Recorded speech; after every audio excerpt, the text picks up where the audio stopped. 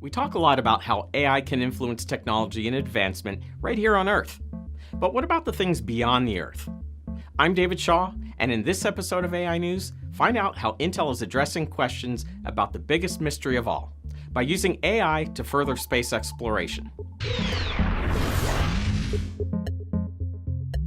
Intel recently hosted the Event Horizon 2018 AI Plus Space Challenge Review for the NASA Frontier Development Lab. It was an intensive 8-week research program and workshop that applied AI to challenges faced in space exploration.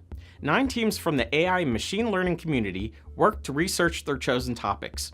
The program included 36 researchers representing 16 countries and 28 universities covering 5 research domains. The research participants implemented AI to do all kinds of things, such as predicting solar activity, mapping lunar poles, building 3D models of potentially hazardous asteroids.